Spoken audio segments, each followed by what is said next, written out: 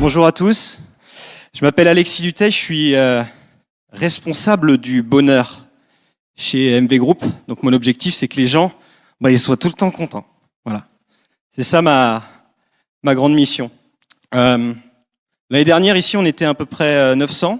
On est un peu plus de 1100, je crois, cette année. Donc ça veut dire que c'est en progression. On gagne 15-20% de personnes. Donc c'est vraiment une très très bonne nouvelle. Ici, au couvent des Jacobins. Donc c'est super.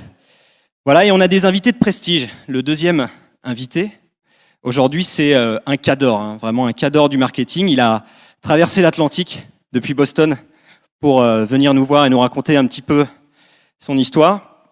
Aujourd'hui, il est vice-président directeur marketing chez HubSpot. Je vous demande d'accueillir John Dick, s'il vous plaît.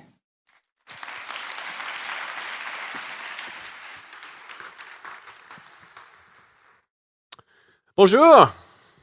Thank you very much for having me today. It's nice to meet everyone. So, I have a very serious presentation ahead. It's about killing. It's about death. But there's a little problem.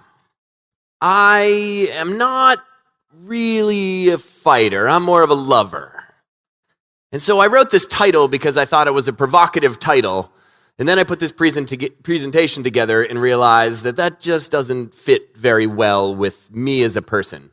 So I looked for a metaphor I could turn to about death, where it would be natural.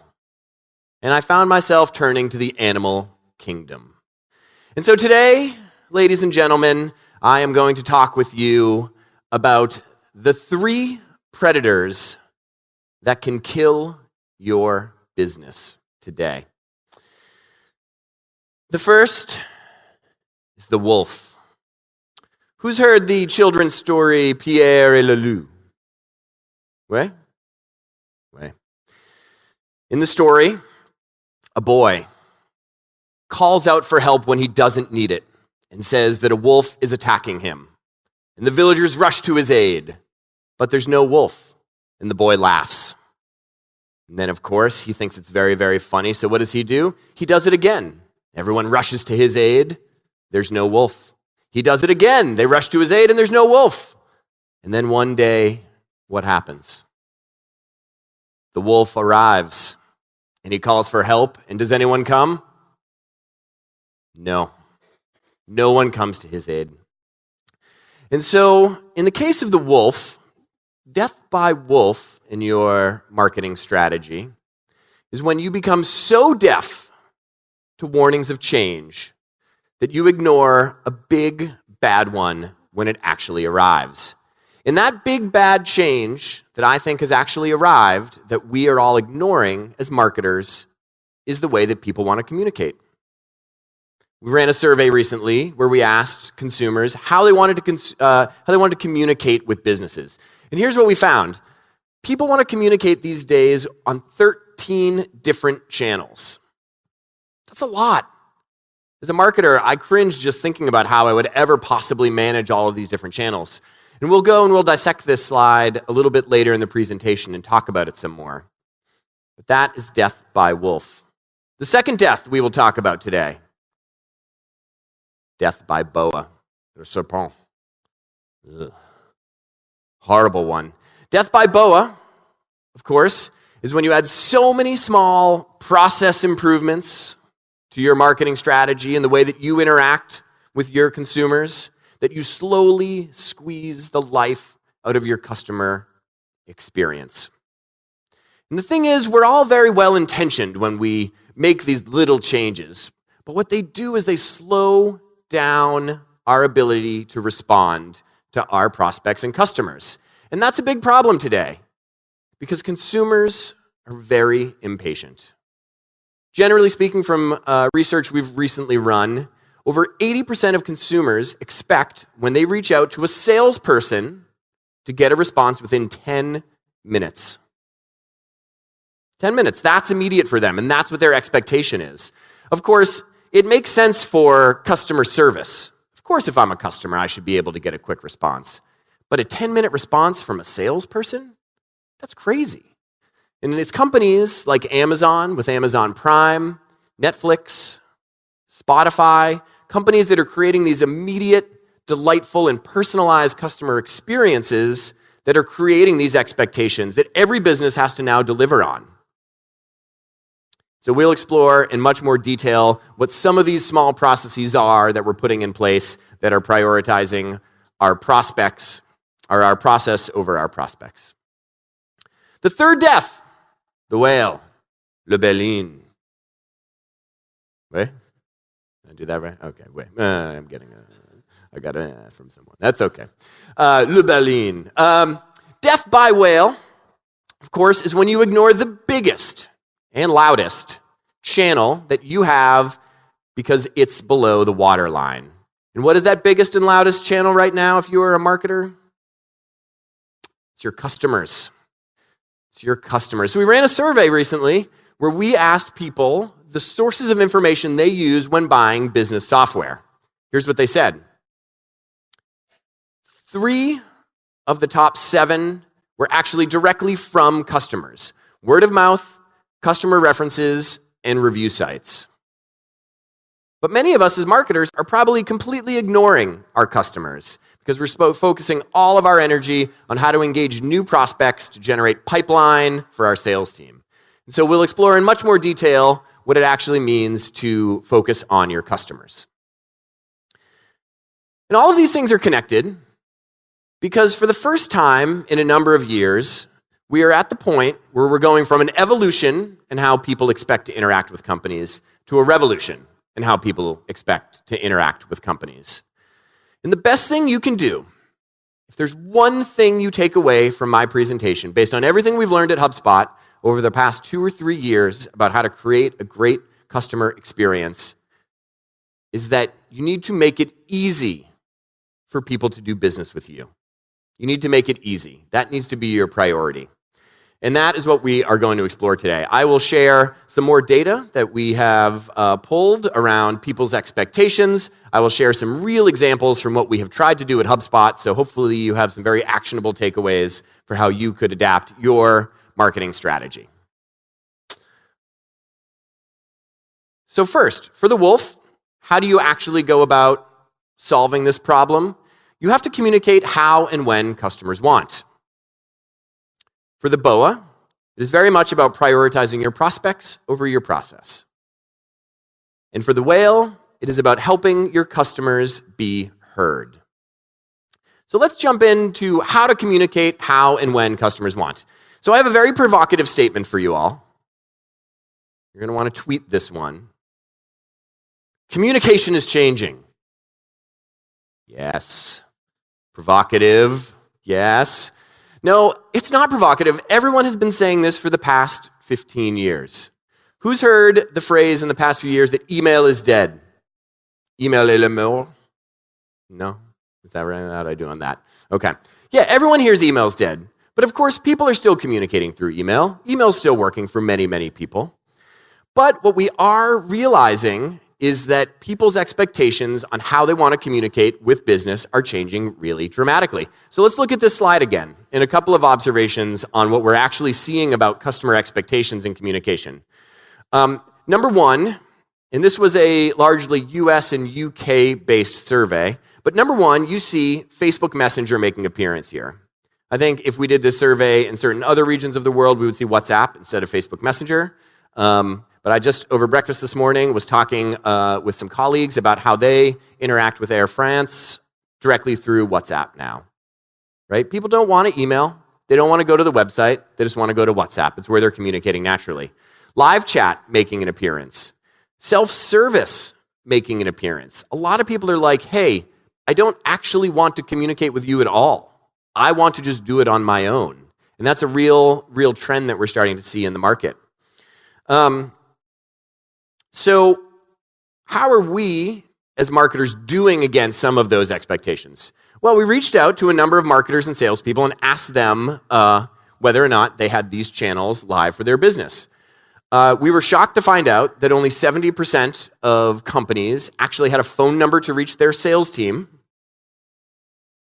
actually had a phone number to reach a salesperson. I'm on your website. I want to buy. Can I actually call you right now and buy? Only 70%. We shockingly found out that 38% of companies had live chat, actually active on their website. Very, very low in a day where most of us communicate with all of our friends and family through messaging apps. And not many companies had invested in things like FAQs, knowledge bases, customer communities, places where people can go and self-serve. And what's really shocking is that if you cut this data by companies that are growing versus companies that are stagnant or declining in revenue, you see a real correlation, you see a real trend, right? What we see, number one, is that across the board, growing companies have invested more in making it easy for people to communicate with their business. But even more interestingly, we're seeing that there's a big difference between growing companies and declining companies when it comes to some of these new and emerging channels. So let me take you through HubSpot's contact sales page. We've been working on this one for a long time and testing it like crazy. So number one, we have a phone number directly available. Number two, if we know who you are, we actually put a meetings app link so that you can select a time to book a time with a salesperson. And we also have chat live on that page. Now, many of you are probably thinking to yourselves, that's a lot of options. I thought I was only supposed to have one CTA, right? Well, let me show you some data around how people wanted to interact with it. We saw that 50% of people on this page wanted to actually book a meeting themselves. They wanted to choose a time where they could talk to a salesperson. We saw that 30% actually wanted to just pick up the phone and call someone. And we saw that 20% of people wanted to chat. And what's even more astounding is that when we created these options for people and had more options available, we actually saw a net increase in the number of people that reached out to sales. So by giving people more options, letting them connect on their time, not your time, we actually got almost double the number of reach outs to our sales team from this page. So it's all about options. It's all about letting people focus on getting in touch with you their way, on their time. Let's talk about chat a little bit more. Conversational marketing, very, very popular right now, and for good reason. Conversational marketing is a fundamental part of inbound marketing and how inbound marketing works. But what we have found interesting about chat and the way that companies are using chat is that of that 40% of companies that actually are using chat, what we found is that most of them are using them for really old use cases. We found that they are using them for customer service and for answering frequently asked questions. But the real gap and the big opportunity, I would argue to you as marketers, is actually monetizing through chat. Actually enabling people to make direct purchases and to do product demonstrations directly via chat.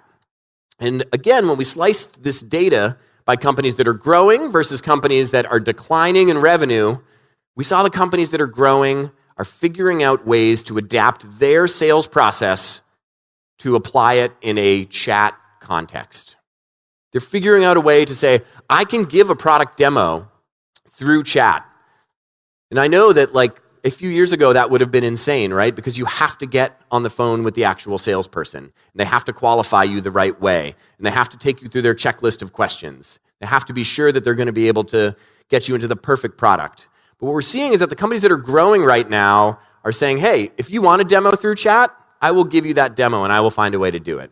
So again, this is about us being more flexible for the ways that our prospects want to communicate and want to buy. It's about creating a great and easy buying experience.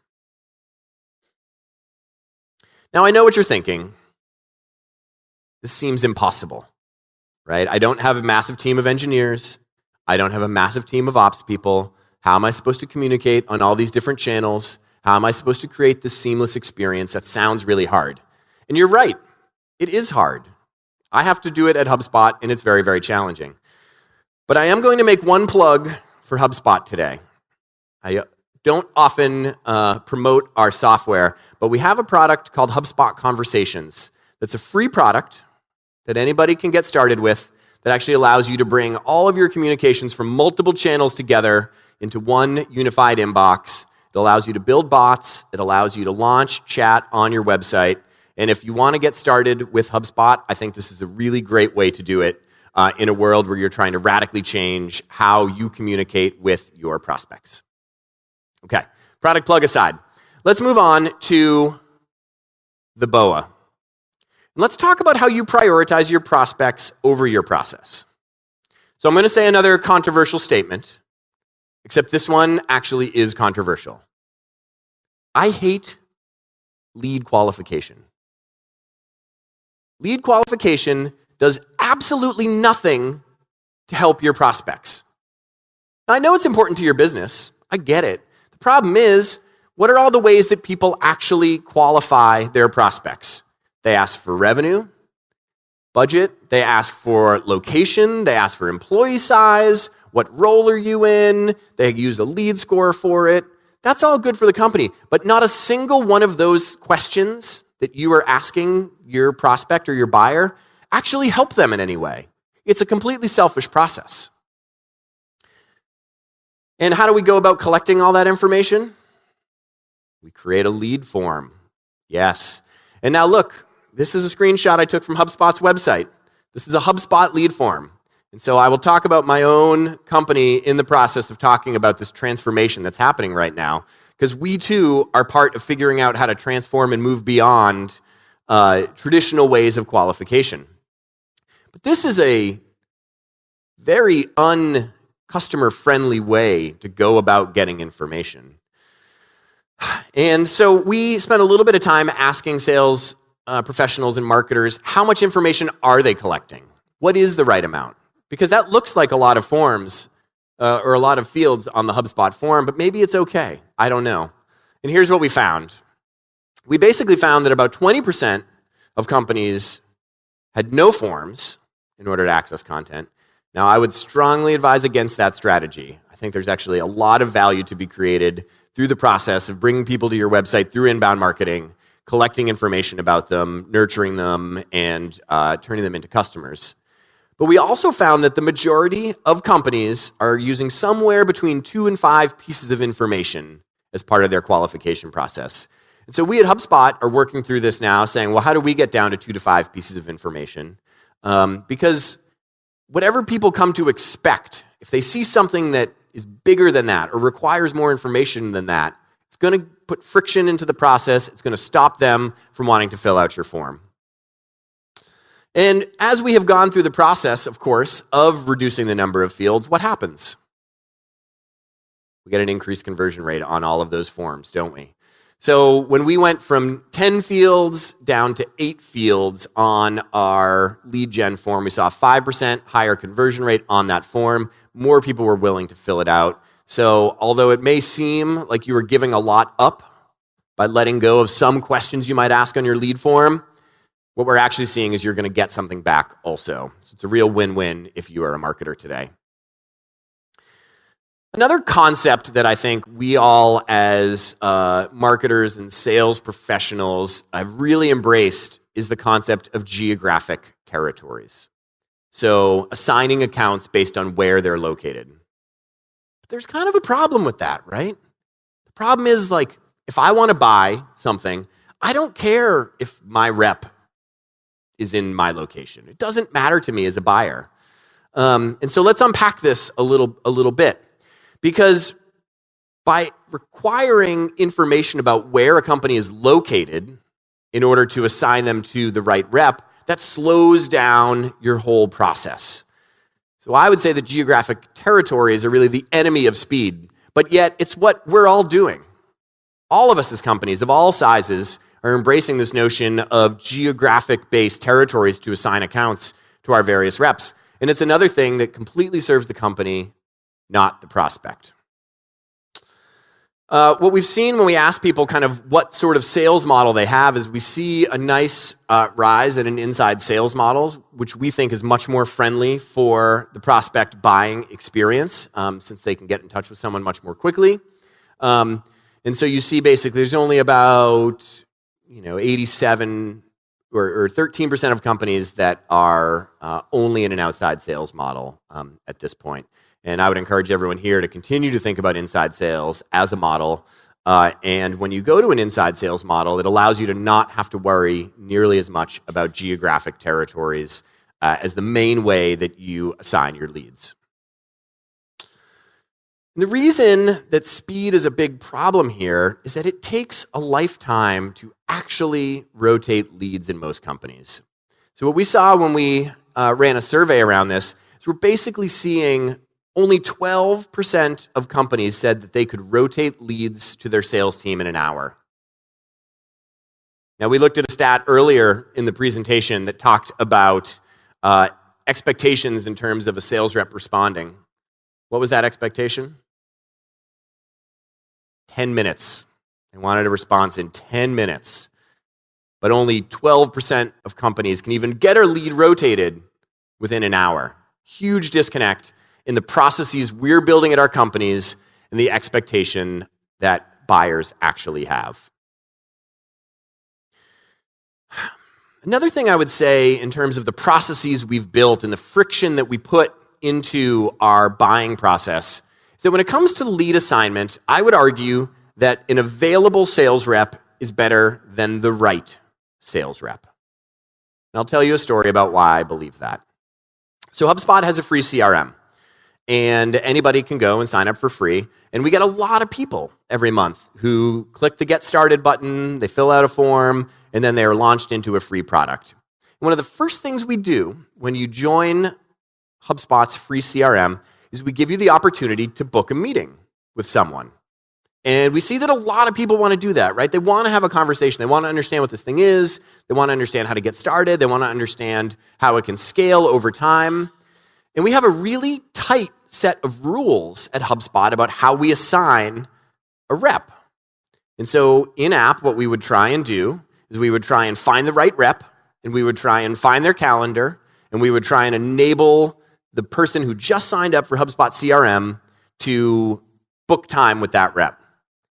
The problem was we were unable to do it 40% of the time because we couldn't find the right rep's calendar in time for us actually to bring a calendar up for a new user of our software.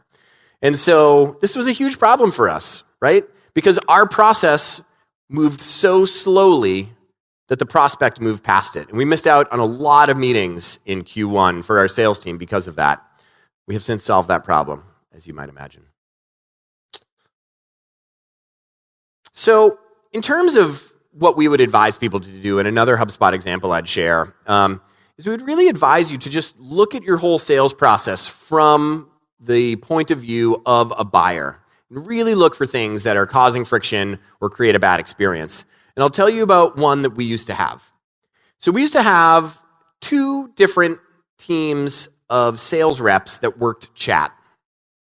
We had one, if you were a product user, if you went into our free CRM, we had chat in our free CRM, and you could chat with a rep. And we had another if you were on our website. But these teams were completely different teams with completely different managers, with completely different goals, and completely different playbooks.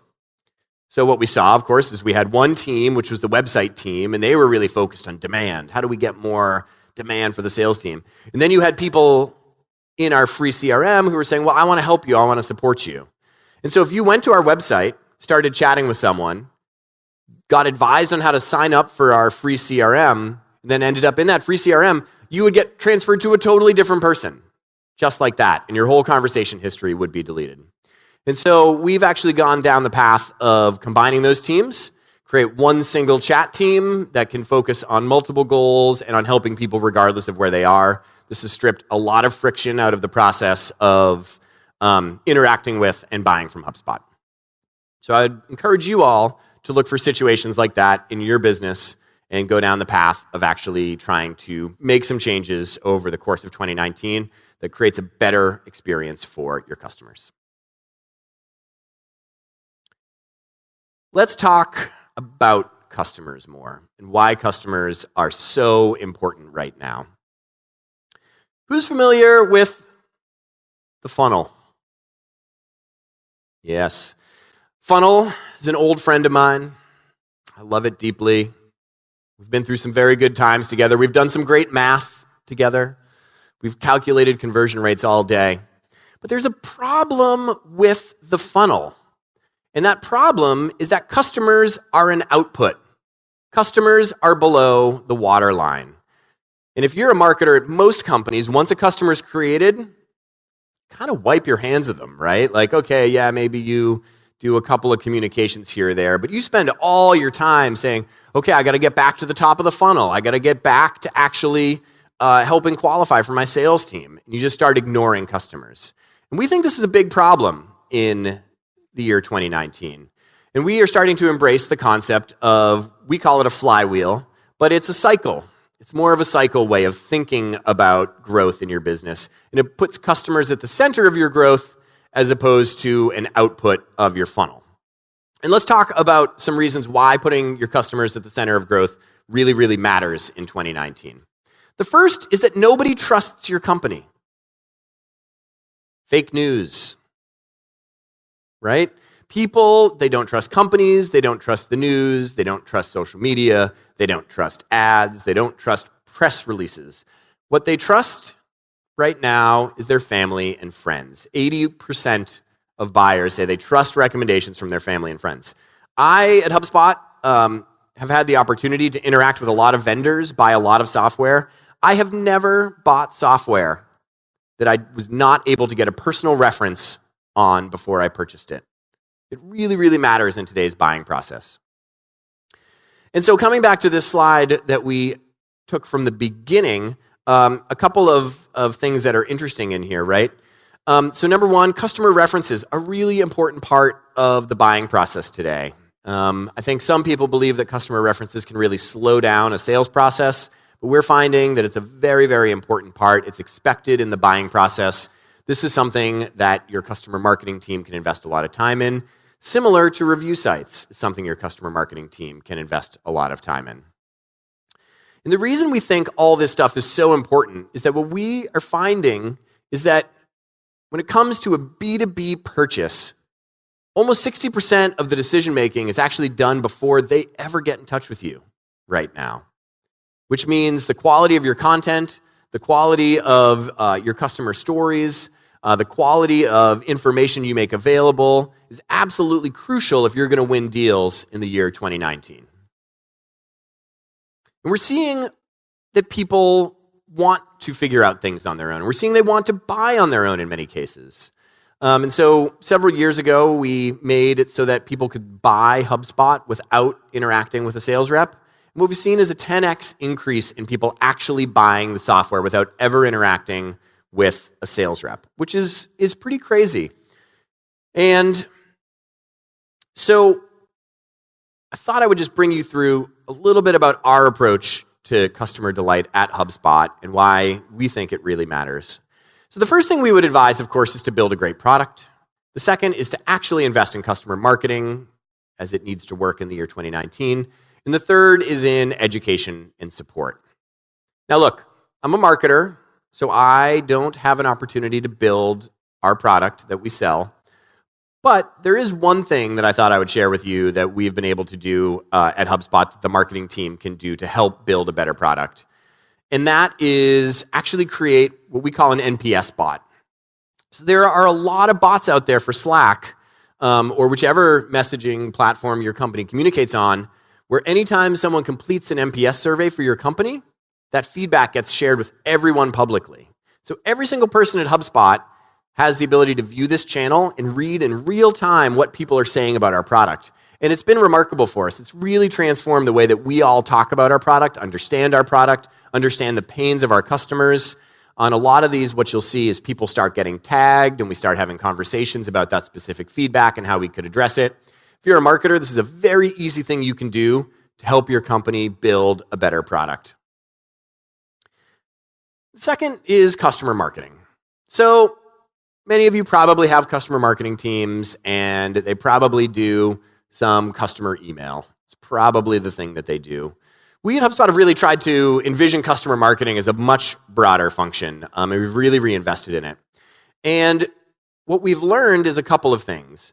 Number one, if you don't have a strong customer marketing team, your customer communications can get a little bit out of control. So when we relaunched our customer marketing team about 18 months ago, we found that there were 400 teams at HubSpot, 2,500 employees, 400 teams that had the ability to email our customers. How crazy is that? When you don't build the right structure around this stuff, you create horrible customer communications. And what we learned was that we were sending anywhere from 15 to 20 emails to each customer per month because of this. How horrible is that? Bad experience. And so, of course, in an age where your customers matter, customer delight matters, this was a huge problem for us. So we got this under control. I think if you don't have a strong customer marketing team, and you put one in place, and you actually look under the hood to see what's going on with your customer communications, you probably will find that they are far worse than you thought they would be. A second thing is customer reviews. So customer reviews, of course, used in direct purchasing decisions, but what's really interesting is that customer reviews are now a fundamental part of SEO. So what do you think you get when you search for best CRM on Google? Number one, you get some ads, obviously. But then what you see is that the top 3 organic results are all fed off of reviews. Google is saying, I don't trust any one vendor anymore to have the maximum authority. I want to rely on a crowdsourced site. I want to rely on a place where the wisdom of the masses are able to actually tell me who the best is. And so if you want to rank highly with your software, it's very important to be present on review sites. And of course, we also are very proud to see that after those review sites, HubSpot comes up. Woo! Best CRM. Okay. So reviews are kind of new and different for customer marketing teams. It's a new thing. I thought I'd share just a couple of tips that we've learned about how to incentivize reviews from your customers. Number one, we have found that boosting their ego is really key, right? So making it that, hey, we're asking you for a review because you are a top user of our product, or because you've achieved some milestone, or because you've done something great. That sort of motivation is really incentivizing to a customer. Second, turns out people want to help their peers and help their friends. And so in tests that we've run where we've said, hey, could you help HubSpot and leave a review? Versus saying, could you help your peers by leaving a review? We get a much higher response rate for helping your peers. And the last is around actual incentives. Sometimes to drive reviews, you actually want to create some sort of monetary reward or incentive. That should always be, of course, done transparently. But we've played around with doing big contests, and we've played around with very small, $5, €5 compensation that is guaranteed. And we found that the small guaranteed compensation works better than large contests. So again, hopefully some tactics that help you feel like, okay, if I'm going to try this out for myself, here's what I would do. And the last piece is customer education and support, which I can't say enough about how important it is. I would advise you to invest a lot, give options, and use humans wisely. We recently surveyed our customers about how they wanted to get onboarded to HubSpot. And it was very interesting what we actually learned. First of all, the largest percent of people said, I want an introduction, and then I want to do it all on my own. Okay, that is very different from the service programs that we have structured at HubSpot. A lot of people actually said, I want to do it entirely on my own. A lot of people said, I want it on demand. A lot of people said, I want help from colleagues and or an agency. So we started giving people on-demand help.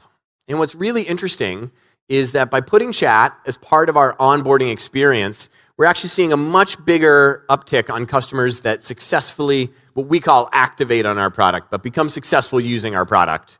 And so we're seeing, it's true, creating on-demand ways for people to quickly get help and support is really fundamental to building a stronger and happier customer base.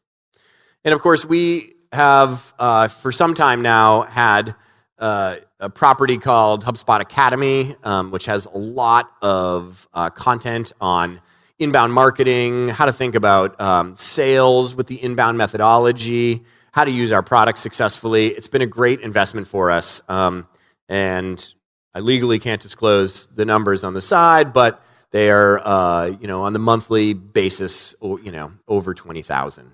A lot of people want to interact and learn this stuff. So it's real, and that sort of investment's worth it. So to start wrapping up a little bit, to overcome this problem that we have with the boy who cried wolf, really would advise you to communicate how and when customers want.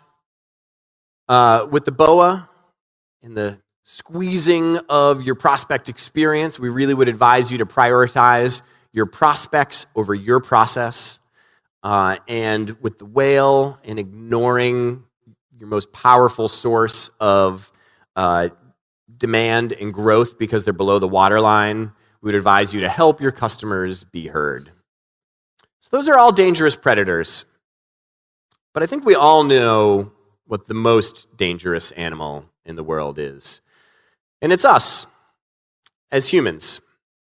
And so I'll leave you with a quote from Charles Darwin and the opportunity that we have as marketers to really take a huge step forward in 2019, which is that it's not the strongest of species that survives, nor the most intelligent. It is the one that is the most adaptable to change. And that is my call to action to you today.